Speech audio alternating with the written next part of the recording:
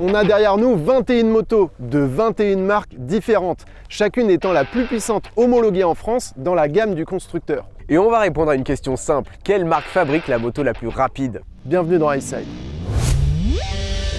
Dans cette vidéo, on va commencer avec une moto de 47 chevaux pour aller à plus de 200 chevaux. Et on va les faire s'affronter sur une ligne droite de 1000 mètres, départ arrêté. Mais avant cela, on va contrôler leur puissance et leur poids. Alors vous allez vous dire à quoi ça sert de vérifier les puissances au moteur alors que toutes les motos indiquent leur puissance sur le site du constructeur. Sauf qu'en fait, on sait depuis toujours que les constructeurs, quand ils annoncent une puissance, ils l'annoncent ce qu'on appelle au vilebrequin. Mais à la roue arrière, il va en rester moins parce que y a des frictions, il y a une chaîne de transmission, une courroie, la boîte aussi de vitesse. Donc il y a plein de choses qui vont finalement limiter la puissance du moteur. Nous, grâce au banc de puissance, on va aller mesurer la vraie puissance qui reste à la roue arrière. Celle que l'utilisateur a à la fin. Parce que des fois, tu as des constructeurs, ils te disent t'inquiète, elle fait 200 chevaux, tu la passes, il en reste vachement moins.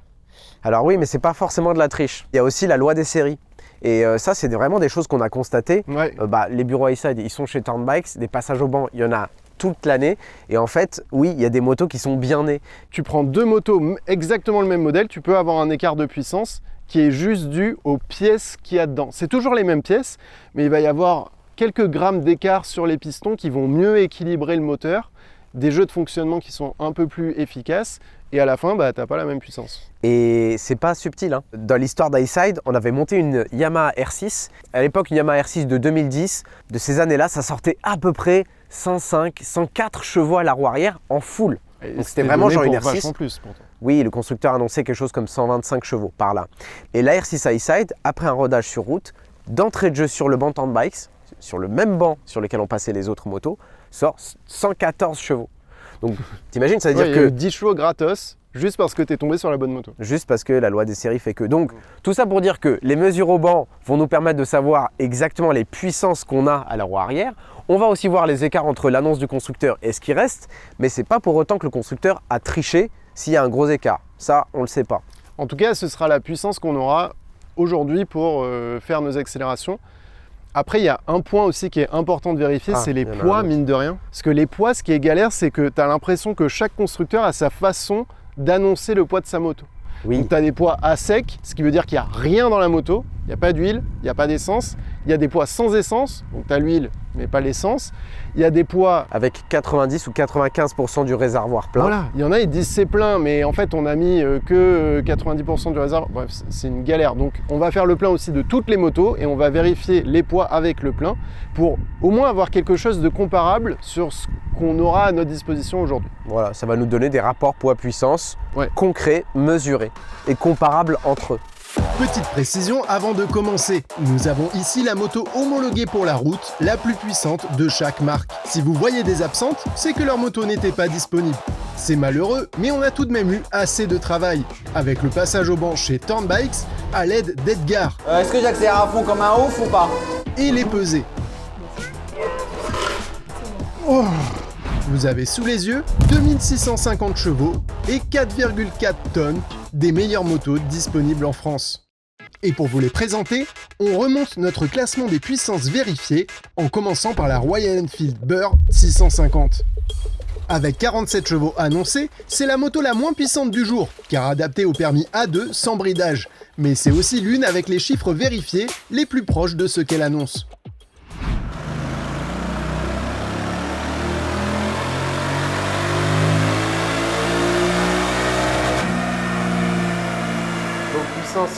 Annoncé 47 chevaux au moteur, là, on a puissance 45,03. restituée 45,03, on est bien. C'est bon. Au total, on a 213,8 et elle est donnée pour 214. Parfait. Bon, malheureusement pour Royal Enfield, elle se retrouve dans un test où ça va aller vite. Oui. Mais il se trouve que c'est la plus puissante au catalogue, donc voilà. Tant pis pour toi, fallait pas être Oui, là. et puis eux, c'est plus l'agrément de conduite, le look et tout, pas la perf, quoi. Ça, t'as qu'une envie, c'est de passer ta vie en roue arrière. Et ça, c'est la Sherco SM500 Factory, une des deux supermotards de ce comparatif. Autant dire une moto légère, dotée d'un monocylindre 478 cm3, qui pourrait faire la différence sur les premiers mètres.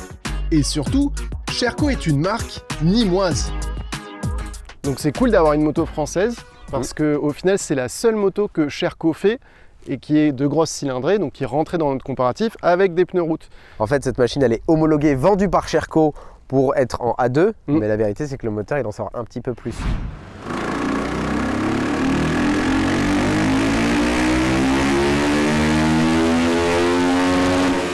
Elle est à 53 chevaux à la roue arrière, pratiquement 54 à la roue arrière.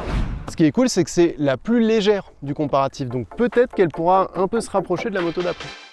Voici notre deuxième et dernière moto française du comparatif, la Mache K750. Les motos de cette marque ont connu le succès il y a une dizaine d'années grâce à leur accessibilité et leurs tarifs réduits, notamment par une fabrication en Chine.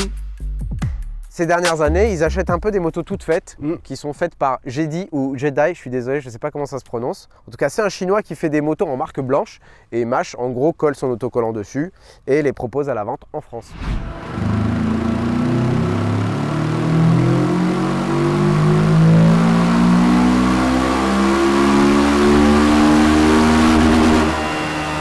Moto donnée pour 75 chevaux au vélo, à la roue il nous reste 56.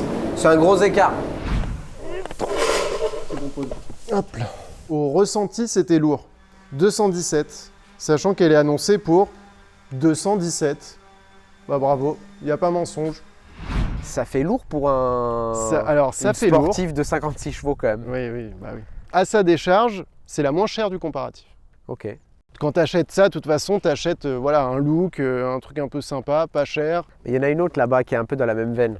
Ouais, mais qui annonce une puissance. Elle est plus haut quand même. Elle est un peu plus haut, mais bon, c'est un peu le même délire. Ça ressemble à de la sportive, ça l'est pas tant, et les puissances et les poids sont pas géniaux. Mais elle est pas tout de suite. Haha Benda. En fait, je la trouve marrante. Elle a plein de petits gadgets. Elle est très originale. Regarde. Bon, Ouais, c'est ça, con, c'est mais je gaulerie. retombe en enfance, moi. J'ai l'impression d'être un gamin. Elle se lève aussi quand tu Oui. roules avec. Donc il y a un petit moteur. Ah bah voilà, regarde. Ah, ouais, bah voilà. Oui, c'est normal. Elle se rabaisse pour que quand tu montes dessus à l'arrêt sur le parking, ce soit plus simple. Le moteur, il est assez particulier, par contre. Un 4 cylindres en ligne dans un custom, moi j'avais jamais vu. Mm. Ça va être intéressant. Voilà. À défaut d'être très performant, ça va étendre notre culture.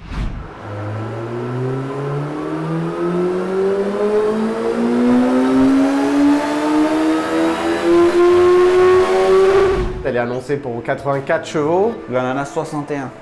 Notre premier custom se place donc un peu loin dans le classement des puissances, en 18e position. Mais échauffez-vous, car on va faire un grand écart. Voici la plus jeune marque de ce comparatif, Stark. Cette moto supermotard électrique promet 80 chevaux et un couple moteur constant. Ça devrait réveiller le banc de puissance.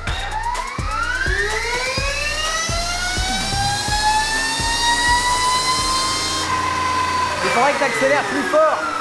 Je me mette derrière toi. Ouais, monte derrière moi. Attends, parce que je vais t'aider. Je peux pas accélérer à fond si je suis tout seul. Il n'y a pas assez de poids sur la meule. T'es prêt? Je crois. Hein. Je sens que je vais regretter ce que je viens de faire. T'es prêt? Ouais. Oh non, ça va.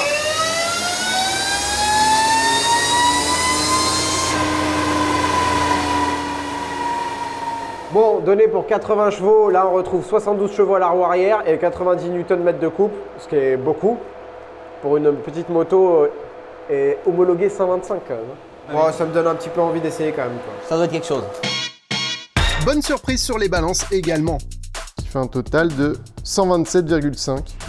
Machine étonnante. Ouais, marque très jeune, suédoise, qui est partie un petit peu de rien. Leur première moto, c'est ça en fait. Et ils sortent une moto de cross électrique qui est directe, plus rapide que les motos thermiques Alors ils électriques. partent de rien, en tout cas ils ont des gros financements. Oui, ils partent de beaucoup d'argent, mais C'est ils ça. n'ont jamais fait de moto. Oui, alors bon, ça c'est un téléphone. Bah quand même, t'achètes une moto, elle est livrée avec un téléphone qui te sert de tableau de bord. Et c'est un vrai téléphone, tu peux Enfin, téléphoner avec. C'est un Android donc ça compte pas, mais oui, méfiance avec Ouais. elle. Et elle pourrait être surprenante et je pense qu'au départ surtout ça va être drôle. Et on continue avec 4 motos chinoises d'affilée, promettant toutes 95 chevaux sur leur fiche technique. avec dans l'ordre la Zontes 703 RR, C'est un joli bruit celle-là. qui a été l'une avec le plus gros écart entre la puissance annoncée et la puissance restituée, 78 chevaux à la roue. Arrive ensuite la COV 800X Pro, que l'on a essayé récemment et qui a sorti 83 chevaux au banc de puissance,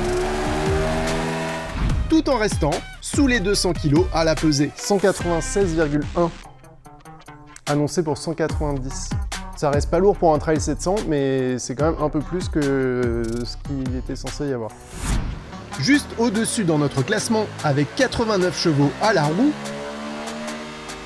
on retrouve la Voge DS900X, notre autre trail chinois avec moteur développé par BMW, mais à tout de même 248 kg dans la configuration de notre essai.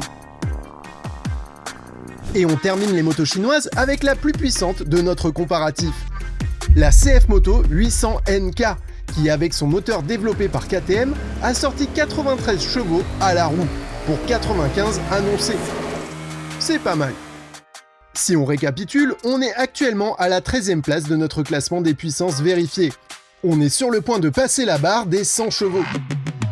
Et cela va arriver avec notre dernière moto électrique, la Zero SRF.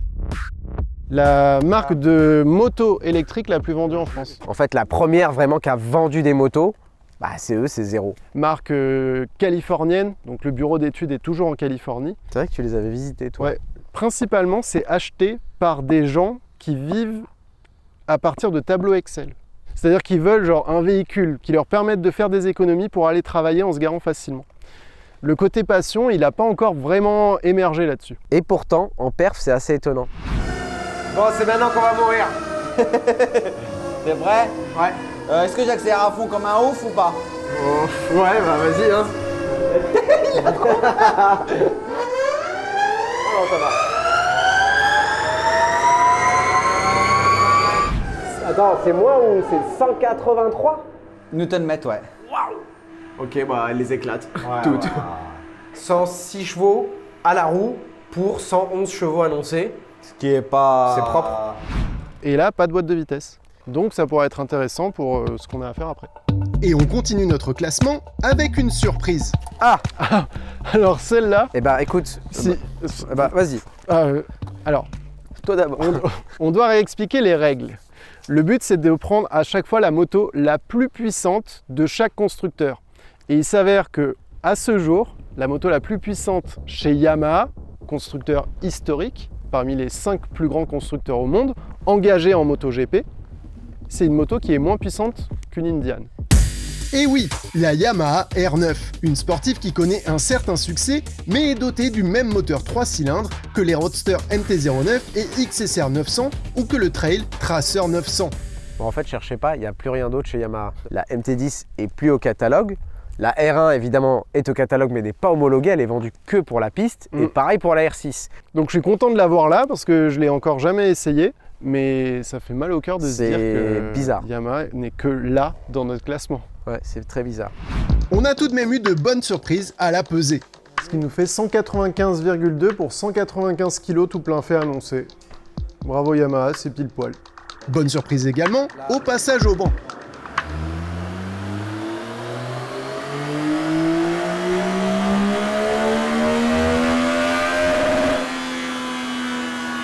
Elle est cohérente. Ouais, toi, j'avais dit- 119 chevaux annoncés vélo, 109 chevaux retrouvés à la roue. C'est ce qu'on voit généralement chez toutes les japonaises dès que tu commences à dépasser les 100 chevaux. La petite dizaine de chevaux de déperdition de classique. transmission.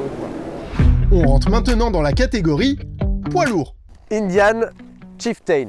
Ça, c'est un peu le renouveau des motos américaines.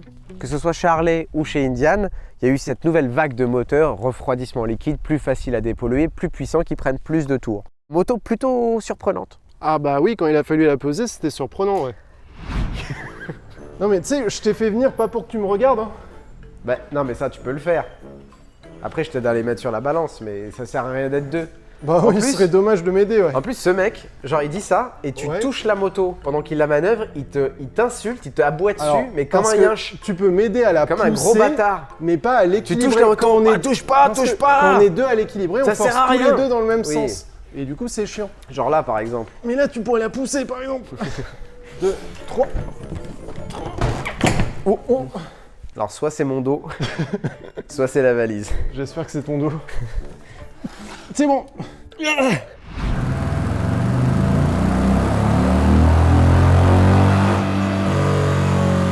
Donc là, au bord, on n'a aucun problème à prendre de la vitesse hyper vite. Le tableau de bord, il monte, mais laisse tomber, c'est une flèche. Sauf que cette moto sur la route et avec la gravitation normale, elle accélère pas comme ça. Au final, la Indian pèse 371 kg et a sorti 111 chevaux et 169 Nm de couple au banc, soit la plus lourde du lot et la plus coupleuse des moteurs thermiques. Elle est 10e du classement, juste derrière une autre américaine. Autre renouveau américain dont tu parlais. Bah, c'est Et là, ce je crois moteur. que c'est le plus gros renouveau qu'on ait vu dans l'histoire de Harley,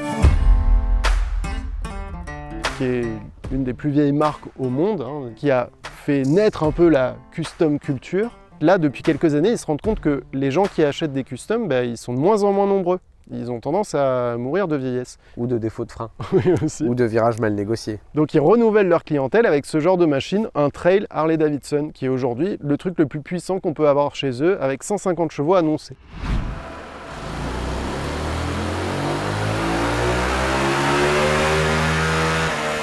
« 135 chevaux à la roue donnés pour 150 constructeurs. Bon, c'est pareil, c'est cohérent, ça va. Ouais. Avec elle, on quitte un peu une catégorie de motos qui sont Des parpaings. un peu là parce qu'il n'y avait rien d'autre à la gamme, en gros. Et là, on rentre vraiment dans la performance. Car à la 8e place, on trouve notre premier roadster sportif, la Triumph Speed Triple RS. 3 cylindres, 1200 cm3, c'est la Triumph la plus puissante de l'histoire.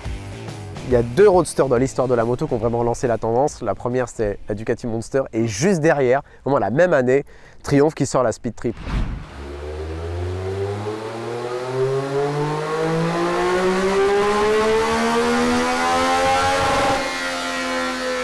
Donc 169 chevaux donnés pour 183 au Vilo. Ça fait 14 chevaux d'écart. C'est pas délirant. va. Et une place devant elle, on retrouve sa concurrente de chez KTM, la Super Duke 1390R, qui est elle aussi la moto la plus puissante de l'histoire du constructeur.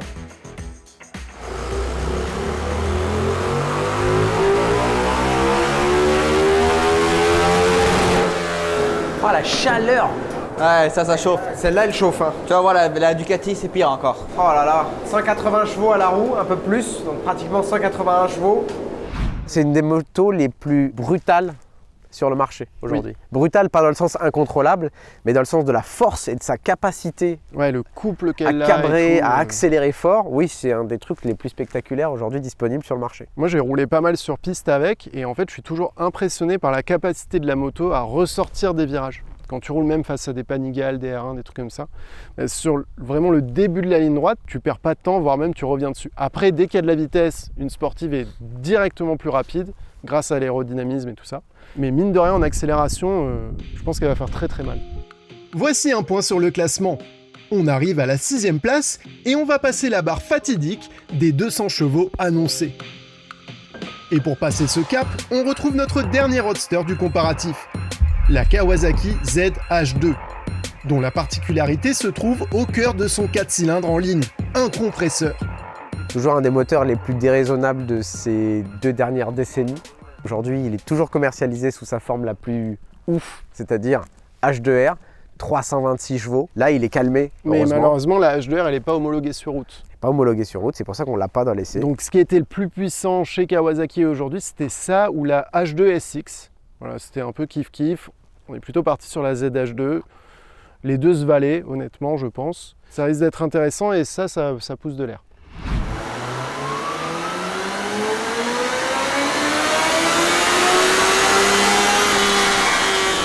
Bon, là, 183 chevaux à la roue arrière, donné à la base pour 200. N'importe quoi, tu dis n'importe quoi. Quoi? Bah, elle fait 220 la roue arrière. 151 Nm de couple. Mais c'est pas ça le chiffre, c'est quoi cette Mais si, courbe, là? bah tu vois bien. Regarde, 220 là. 220 et 151 Nm de couple. Bon, vas-y, balance, qu'est-ce que tu es en train d'essayer de Non, me dire c'est là? pas vrai, c'est une ZH2, un client à nous. Ah! Elle n'est pas d'origine. Ah oui, donc vous avez sorti 220 chevaux de ce même moteur, cette même moto. Exactement, avec simplement un boîtier éthanol et une gestion moteur. Ok. Il place sa petite pub là, la petite carte de visite. Ah, mais c'est surtout N'hésitez que pas. ça me fait de la peine, tu Nous, vois, regarde. on est des gens bien, on sait vous faire gagner des chevaux. Il faudra tout de même se contenter des 183 chevaux vérifiés au banc. Ce qui place la ZH2 derrière une machine mythique, annonçant, elle, 190 chevaux. Encore aujourd'hui, ce truc, ça déplace de l'air avec une capacité incroyable.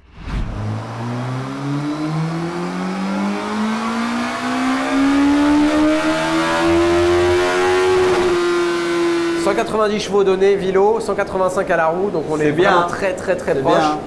Tu vois au banc finalement pourquoi elle est efficace. Il n'y a pas de pic, il n'y a pas de creux, il n'y a pas de trou. C'est une sorte de couloir de couple et de puissance. Hyper linéaire. Carénage aérodynamique, position aérodynamique, elle est faite pour aller le plus vite possible. La Suzuki Hayabusa arrive donc à la 5e place de notre classement des puissances, ce qui nous permet de rentrer dans un autre monde, celui des 200 chevaux vérifiés à la roue.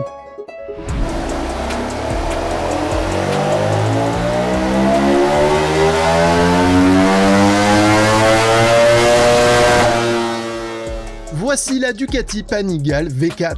Le modèle R n'étant pas disponible, on a dû se rabattre sur le modèle S. Mais c'est déjà pas mal. Premier tir, on est à 203. C'est quand même énorme, hein.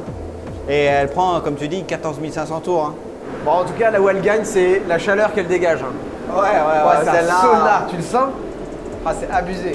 Et surtout, elle est la première de nos machines avec un rapport puissance-poids supérieur à 1. C'est bon. Annoncé pour 187 kg sans essence. 201,2. Quand Ducati a parlé de sortir cette machine, pour une fois depuis des décennies, ils n'ont pas parlé de gain de puissance ou de réduction de poids. C'était plus un argument. Je pense que la vérité, c'est qu'ils n'y arrivaient pas en la dépolluant. Ouais. Leur argument premier, c'était ergonomie de pilotage. Facilité. Toucher de commande, facilité. Résultat des courses, elle est moins puissante sans doute que la Panigale d'avant, mais elle est beaucoup plus rapide et plus facile. Ah ouais, moins puissante que celle d'avant? Au banc, oui. Ouais, c'est ouf. Bah ouais. Mais En fait, on peut-être était que ce surpris, sera hein. genre tout aussi efficace parce que sur ces motos-là, ce qui va vraiment faire la différence pour aller vite, c'est la gestion de cette puissance moteur plus que la puissance moteur pure. Place maintenant à la moto la plus abusée du marché, la Bimota Tesi H2. À 64 000 €, c'est la plus chère du comparatif, avec ses carénages en carbone et son montage à la main. Son châssis unique cache le 4 cylindres en ligne compressée de Kawasaki. C'est supposément la plus puissante, avec 231 chevaux annoncés. «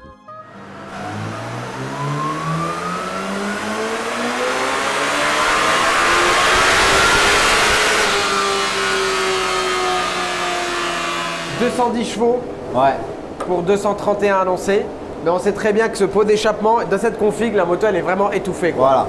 C'est celle qui fait le plus bugger de toutes. Elle est magnifique. Alors, c'est pas que la finition est incroyable, parce que oui, il y a des fils, oui, il y a des câbles, oui, il y a de la pièce de métal, mais c'est assumé sur cette machine. Tout a été soigné, designé pour faire mécanique brute et passion de la matière première, on va dire. Je comprends qu'il y ait des gens qui craquent dessus parce que quand tu roules avec ça, tu es sur une moto que personne va croiser, quoi. On l'a tous les deux essayé dans sa version optionnée avec un pot d'échappement un peu plus performant et une carto agressive. C'était très agressif. On s'est dit tous les deux que c'était une des motos les plus agressives qu'on ait jamais pilotées sur route. Pas dit que ça l'aide dans l'exercice du jour, mais elle monte tout de même sur le podium des puissances vérifiées. Et on arrive donc à la deuxième position. La CBR 1000 RRR SP, la sportive de Honda, le premier constructeur mondial, qui est l'une des plus mythiques de tous les temps, annoncée pour un incroyable 217 chevaux. Elle est sortie en 2020, il y a eu une évolution depuis et elle arrive deuxième de notre classement aujourd'hui. En termes de puissance. Ouais. On est sur un vrai 1000 cm3, parce que typiquement, une machine comme la Panigale, on est sur une cylindrée supérieure. Et là, ils arrivent à sortir au Vilo, annoncé constructeur, 217 chevaux d'un vrai 1000 cm3. C'est énorme. Enfin, moi, j'adore cette machine. À piloter, je trouve ça incroyable. Ouais, moi je la trouve difficile à piloter. J'ai pas dit que c'était facile, Ouais. mais j'aime les sensations qu'elle procure. Oui, ça par contre, oui.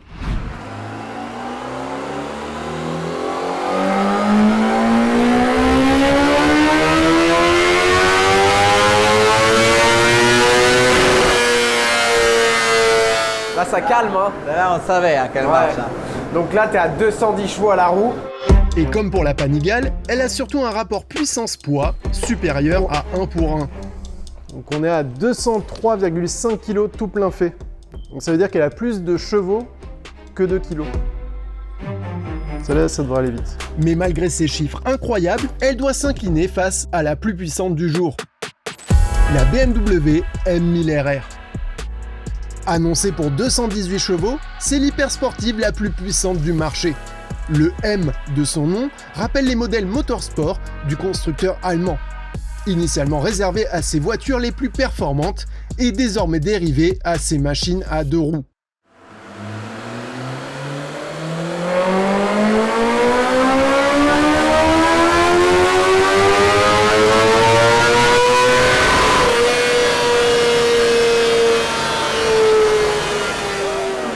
Voilà, truc de fou. Hein. Là, je suis choqué. Ah, moi aussi. Franchement, c'est la première M1000RR qui sort autant. Bah là, on est au niveau de la puissance annoncée au vélo, sauf qu'on est à la roue arrière. Un peu plus de 217 chevaux à la roue arrière, à 14 300 tours. Hein. Ouais, elle prend du régime à mort. Hein. 1000 cm3, 217 chevaux. Genre, il n'y a aucune bagnole qui sort ça. Ah non, non. Aucune voiture ne sort ça, sans turbo, sans compresseur, sans rien. Ouais, on fait 2 tirs pour celle-là, parce qu'autant le troisième, on prend le moteur dans la gueule. Donc on va s'arrêter là. Là, moi, je suis vraiment très étonné de l'avoir tout en haut de cette ligne de moto et de me dire, bah ok, la plus puissante qu'on va essayer aujourd'hui, c'est bien une BMW. En tout cas, l'avantage, c'est que là, on a passé toutes les machines sur le même banc, au même moment. Ah Et oui, donc, là, même condition, tout pareil, voilà. Donc là, c'est implacable. La machine la plus puissante homologuée aujourd'hui sur le marché, c'est elle, BMW M1000RR. En fait, ce qui est frustrant, c'est de se dire qu'il va falloir rouler avec toutes celles-là avant de monter sur elle. Voici donc les tableaux finaux de nos prises de mesure, avec en haut du classement des puissances, la BMW M1000RR. En tête du classement des poids, la Sherco 500 SM Factory. Et au summum du couple, la 0 SRF. Voyons maintenant laquelle accélère le plus fort. Pour cela, l'aéroport de Béziers-Cap d'Agde nous a mis à disposition sa magnifique ligne droite. Bitume parfait, pas de vent, les conditions sont optimales. Et les règles sont simples. On part pour 1 km, départ arrêté. La première machine à passer la ligne reste en piste. La perdante laisse sa place à la moto la plus puissante suivante. Et évidemment, on refera le résultat jusqu'à avoir 2 départs parfaits de chaque côté. Les temps des machines aux différents endroits de la ligne droite seront enregistrés avec la Performance Box de chez Race Logic, histoire d'avoir des données précises et comparables. Et on commence donc par les 2 moins puissantes, la Royal Enfield Burr 650 contre la Sherco 500 SM Factory. Putain, je sens que ça va être long. 1 km, Royal Enfield 650 BR, 47 chevaux, 2000 kg. Régalade. Allez, une Sherco, normalement pour les départs ça devrait bien marcher. Après pour la ligne droite, un peu moins. Ah oh putain, ça coupe déjà.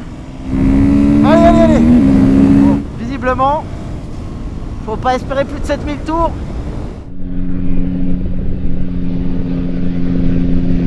À la moitié, je suis au rupteur. Allez, 6ème rapport. Allez, 160.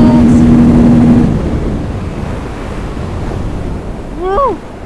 Eh bah tu sais quoi, bah c'est exactement comme je l'imaginais. C'est donc une victoire assez écrasante pour la Sherco, qui atteint sa vitesse maxi de 164 km/h dès les premiers 500 mètres, et a assez d'avance pour rester en tête tout le long. La Sherco remporte aussi le prix de la meilleure en wheeling. Un bâtard, on ne peut pas faire ça. Eh, tu veux pas qu'on compare nos chiffres? Non?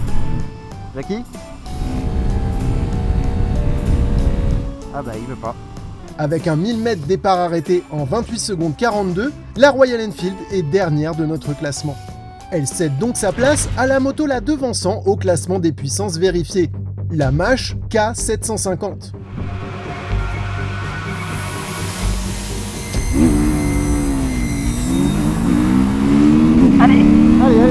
Allez ma petite Mash 750. allez. Ah, premier 500 mètres, il est devant. Il faut espérer qu'il ne rattrape pas. Putain, qu'est-ce que ça tire long. Ah, je suis en train de remonter, je remonte. Ya. Allez. Non, je vais prendre la benda. Putain, je vais me taper la benda. Oh, j'ai jamais eu autant d'adrénaline avec aussi peu de chevaux. Oh, Juste le voir ton cul se rapprocher et me dire que je vais pas passer sur la suivante. oh, je suis dégoûté, je me tape la benda. Même résultat, la Sherco prend le devant sur les premiers 500 mètres, mais la Mâche a plus de vitesse de pointe. La Sherco s'incline, mais à noter que ces deux machines se classent 10e ex aequo sur le 0 à 50 km/h. La Sherco grâce à sa légèreté et la Mâche grâce à sa facilité. Voyons maintenant si le custom chinois à moteur 4 cylindres va venir déloger la franco-chinoise. Oh là là, elle vient de se baisser, je sais pas pourquoi. Ah, Drag Race, mon gars. Elle se prépare. Oui, c'est le Ride Aid Device. Par contre, fais gaffe en débrayant. Je me suis surpris tout à l'heure, en fait, le levier il bute contre le support rétro. Ah oui. Ils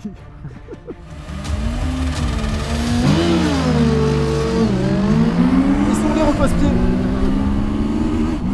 9000 tours, faut se concentrer, hein. Oh, mais quelle horreur.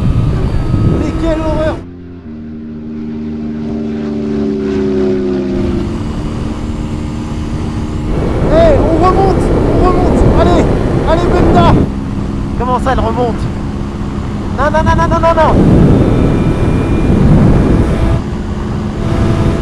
Putain, j'ai eu peur. Malgré ses 5 chevaux supplémentaires, la Benda a souffert de ses 299 kg vérifiés sur la première partie de la ligne droite.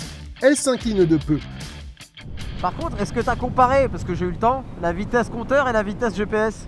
Ouais, les mythos de ouf. Elle me mettait 190 km/h au compteur. Ah non, mais moi c'est au-delà, hein. ouais J'étais à 204 compteurs et au GPS je suis à 176. Ouais, elle est mythos jusqu'au bout. Putain, tu vas prendre la Stark. Tu tapes que les motos fun. Ouais, mais la Stark, je vais me faire ouvrir pareil. Hein. Ouais, mais au moins tu te seras régalé un peu. Régalé. Il va tout de même falloir dompter les 73 chevaux pour 124 kg de notre première concurrente électrique. En vrai, j'ai un peu peur. En fait, j'ai vu tellement de vidéos de mecs se retourner avec cette moto que je me dis que je suis peut-être le prochain. Et effectivement,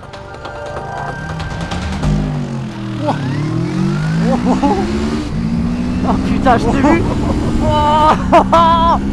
Oh, j'ai mis un temps fou à réussir à accélérer à fond. Eh ben voilà, je suis encore bloqué à 160. Allez. Je vais le remonter. Putain, il va me rattraper, c'est sûr. Il va me rattraper. Allez, ciao mon gars. Bah voilà, super. Et... Alors, qu'est-ce que ça dit? Bah écoute, c'était pas facile au démarrage. Ah bah j'ai vu qu'elle est partie direct. Et pourtant, j'étais loin d'être à fond. malheureusement, l'accélération sur les premiers mètres n'aura pas compensé les 154 km/h de vitesse de pointe GPS de la Stark Varg. C'est la plus lente du comparatif. Et on enchaîne avec notre premier match de deux machines sportives, des petites pour commencer. Toujours la mâche, mais cette fois-ci face aux 3 cylindres en ligne 700 cm3 de la Zontes 703 RR. T'es censé avoir moins de poids et plus de chevaux par contre. Oui, Donc en théorie, la mâche va bientôt être à la retraite. j'espère, ouais. Ce qui me va très bien.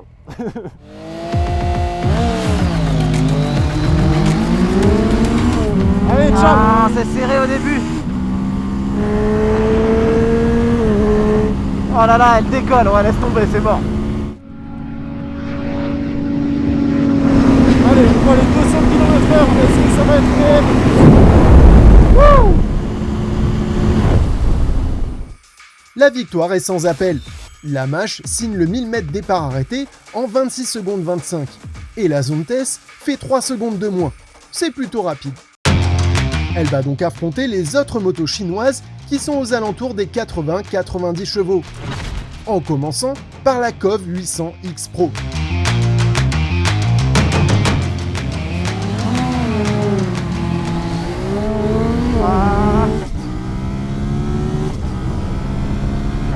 Ah, c'est mort. Le shifter est lent. Ah, la coupure du shifter est trop lente. Et la moto, elle allonge pas assez. La COF s'incline elle aussi avec un temps de 24 secondes 23. Elle se classe 15e et laisse sa place à un autre trail chinois, la Voge DS900X et ses 6 chevaux supplémentaires.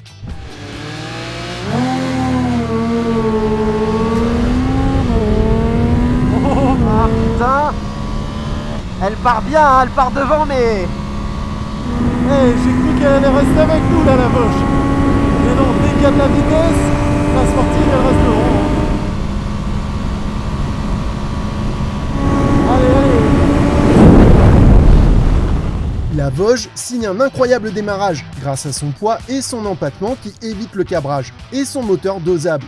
Elle se classe 4e sur le 0 à 50 km/h. Malheureusement, son rapport poids-puissance ne lui permet pas de battre la zone TES. Elle s'incline et notre petite sportive reste en piste pour affronter la dernière machine chinoise, et la plus puissante, la CF Moto 800 NK. Match intéressant. Alors en perf à l'accélération, je pense que jusqu'à 500 mètres on sera à peu près kiff-kiff.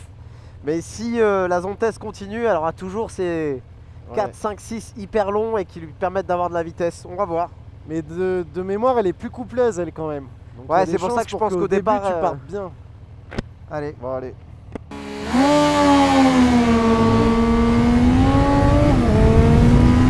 Ah, j'ai foiré le départ. Ouah, c'est une bombe.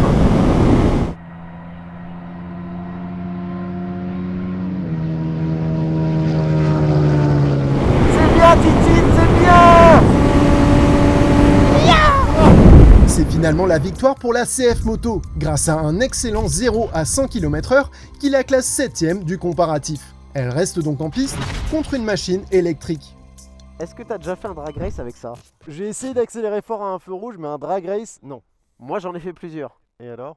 Franchement, tu vas voir, mec, hein. C'est vraiment genre manège. Mais vraiment ouais parc d'attractions. Ah, mais ça part, hein. Ça cabre pas, je peux mettre à fond. Non, au pire, ça patine. Ça me rassure pas beaucoup, parce que j'ai enlevé le traction control. Oui, mais au pire, elle va un peu patiner, mais Oui. ça va droit, hein. C'est ce qu'on va voir. Oh, ça va, ça va. Ouais, gentil. Ah non, quand même. Ah oui, quand même, elle accélère. Ah ouais, quand même, ça part ton truc, là. Ah ouais, c'était quand même pas mal. Allez, allez. Ah, allez, allez, allez, allez. Ah, ça y est, je commence à remonter. Ah, elle régule à 200 km/h. Allez, ça y est. Et c'est bon. En fait, les premiers mètres, je me suis dit, bon, pas ouf. Et en fait, elle continue d'accélérer quand normalement tu mets la 2, la 3. Bah là, elle continue à pousser comme en première. Ouais. Franchement, c'est assez rigolo. Rigolo, mais pas assez rapide en pointe, à cause d'une vitesse régulée à 192 km/h GPS. La 0 s'incline donc face à la CF Moto, qui continue la course. Et elle retrouve enfin la première japonaise du comparatif, la Yamaha R9. Bah, j'espère quand même que Yamaha va pas se faire doser par une moto chinoise, quoi. Un moteur KTM.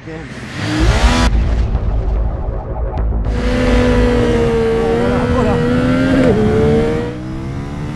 Ah ouais, bah y a pas photo, hein.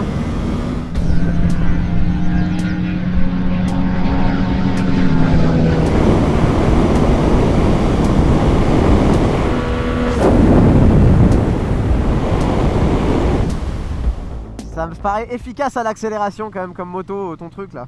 Franchement, elle est posée, quoi. C'est agréable. Putain, pour 119 chevaux, elle les exploite bien.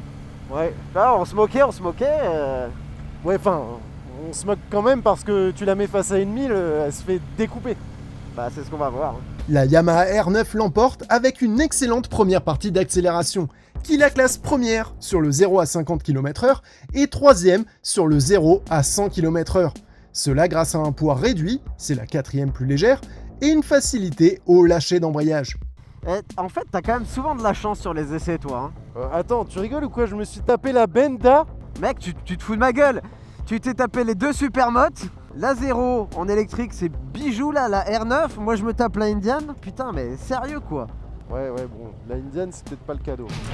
Parce qu'on enchaîne avec la plus coupleuse des thermiques, mais aussi la plus lourde du comparatif, la Indian Chieftain Power Plus, qui va demander un peu d'adaptation.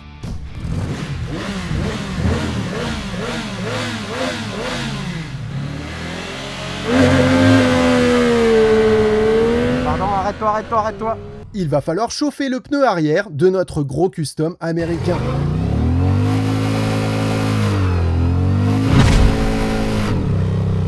Et on se lance à nouveau.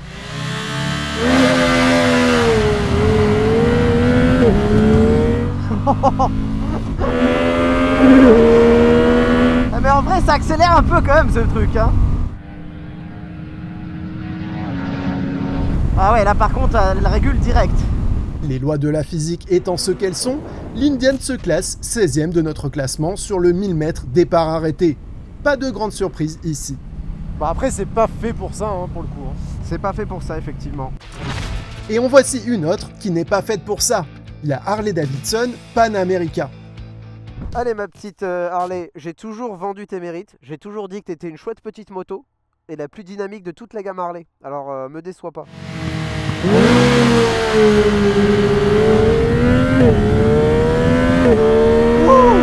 Ah c'est pas mal quand même à l'accélération. Par contre je rattraperai jamais.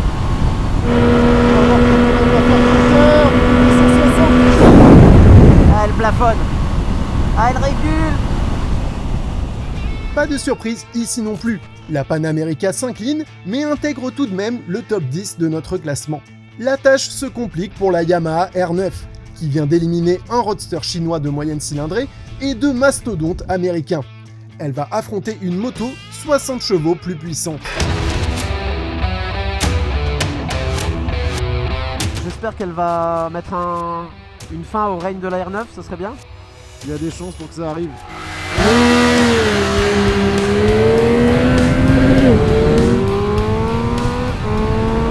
Ah oui, quand même, là il y a des chevaux, ouais. Oh non, non, non, non. Et même si la R9 est toujours aussi rapide sur la première partie de la ligne droite, la puissance de la Triumph lui permet de revenir. La Yamaha quitte donc la piste en 9e position, et elle laisse sa place à une nouvelle catégorie de machines, celle abattant le 1000 mètres départ arrêté en moins de 20 secondes. Un autre monde. Ah, là on est sur deux grosses bêtes. Oui. Pas facile à doser, mais putain moi ça m'a coupé le souffle à l'accélération tout à l'heure, la speed. J'ai genre, ah ouais, ça y est, des chevaux. Bah moi je la connais un peu et il faut pas que je m'énerve au départ parce que je vais la prendre dans les dents direct. Speed Triple contre Super Duke. 169 chevaux vérifiés d'un côté, 180 de l'autre, mais 10 kg de plus pour la KTM. Voyons ce que ça va donner.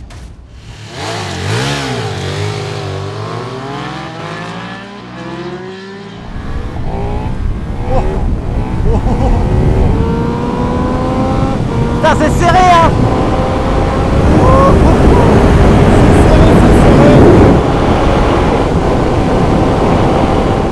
Et c'est la KTM qui l'emporte de peu, notamment grâce à un bon 0 à 100 km/h en 3,5 secondes. Elle reste donc en piste pour un combat qui s'annonce à nouveau serré, face à la Kawasaki ZH2. Allez, allez, on s'applique. Oui, ça met à 3 mises, on peut mettre à fond.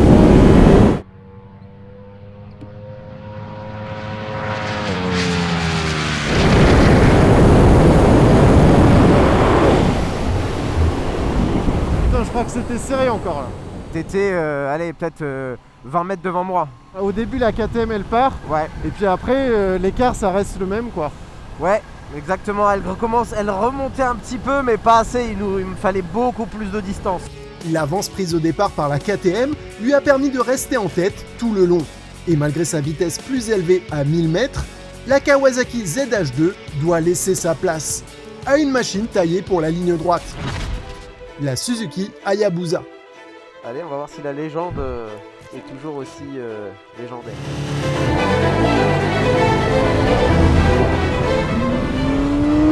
Allez, ciao! Oh là là, c'est un TGV!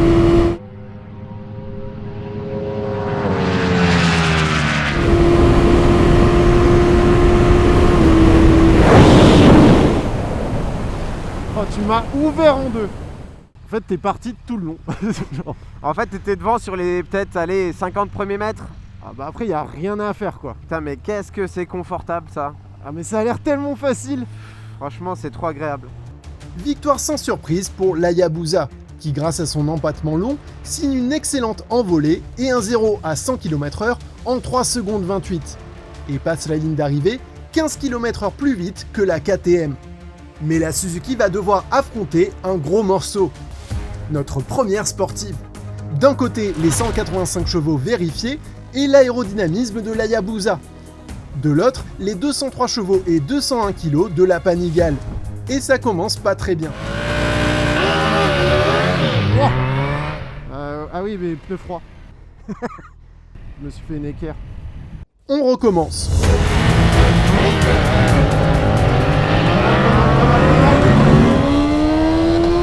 Ah, c'est serré, c'est serré.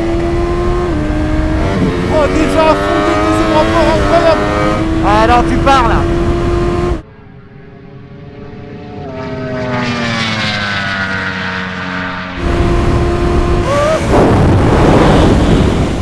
Je suis à fond dès le deuxième rapport.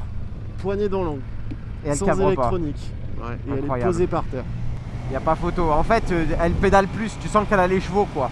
Ouais, En fait, tu ne fais que partir, partir, partir. C'est donc l'élimination pour la Suzuki Hayabusa, qui laisse sa place à nos dernières machines, faisant toutes plus de 200 chevaux à la roue. Et sa remplaçante n'est autre que la brutale Bimota Tesi H2. Je vais aller chauffer le pneu parce que on a vu qu'il pouvait arriver des choses. Oh là là. Ouah mec, ça va être chaud hein. Ah oui, oui, ça va être... oui. Oh putain.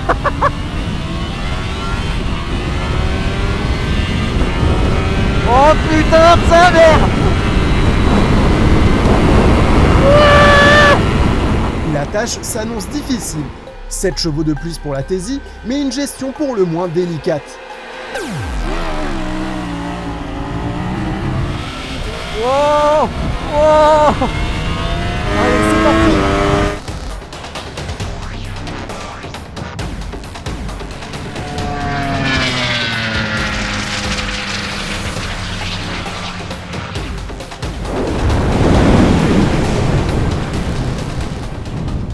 Bon mec, les 3 premiers rapports sont foirés. Enfin les 2 c'est sûr. 3 elle continue de cabrer et c'est incroyable quoi. Elle cabre alors que t'es à plus de 200 et elle cabre très légèrement en biais quoi. Ouais. C'est un truc de malade. À défaut d'être efficace, elle est sensationnelle. La brutalité de la Bimota la classe donc en 5e position sur le 1000 mètres départ arrêté, à cause d'un départ compliqué. Voyons maintenant jusqu'où la Ducati peut aller, étant donné qu'elle n'a plus que 2 motos à affronter. Et la première d'entre elles est la Honda CBR 1000 RRR SP, et ses 210 chevaux à la roue. Voilà, on commence à rentrer dans le vrai match, là, dans le dur. Ouais, celles qui sont créées pour s'affronter.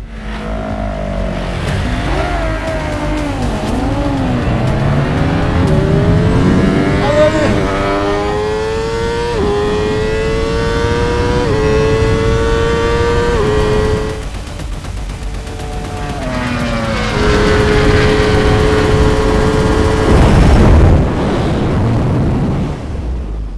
Écoute, au moment où je lâche l'embrayage, je suis à peu près à 8-9 000 tours quand même. Wow. Elle a une première tellement longue. Ouais, moteur creux, première longue, donc forcément elle démarre pas quoi. Elle ne perd pas plus que les mètres que tu prends au départ quoi. Et effectivement, la CBR a la vitesse la plus élevée du comparatif à 1000 mètres, mais son moteur creux l'handicape en début de ligne droite. Elle se classe 3e. Ce qui signifie que nous arrivons à notre dernier run, celui qui va élire la machine la plus rapide sur 1000 mètres départ arrêté. D'un côté, la Ducati Panigale, qui a éliminé 3 motos plus puissantes qu'elle, et de l'autre, la BMW M1000RR, qui a sorti 217 chevaux à la roue, soit 14 de plus que la Ducati. Le match s'annonce serré.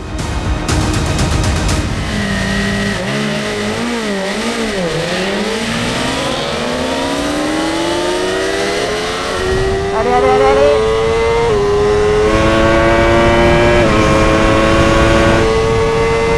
Oh là là, je suis pas loin.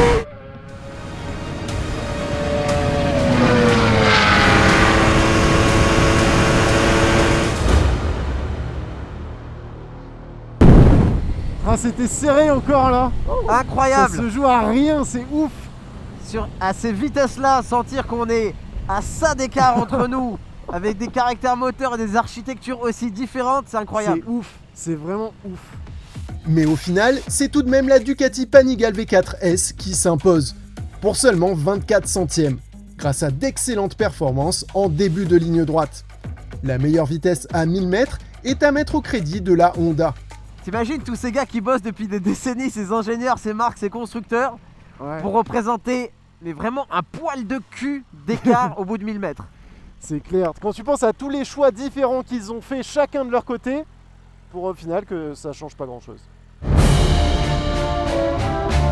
Voilà, cette vidéo est maintenant terminée et vous savez désormais quel constructeur fabrique la moto homologuée la plus rapide sur 1000 mètres départ arrêté. Ça changera pas grand chose à votre journée, mais on est content de vous l'avoir appris.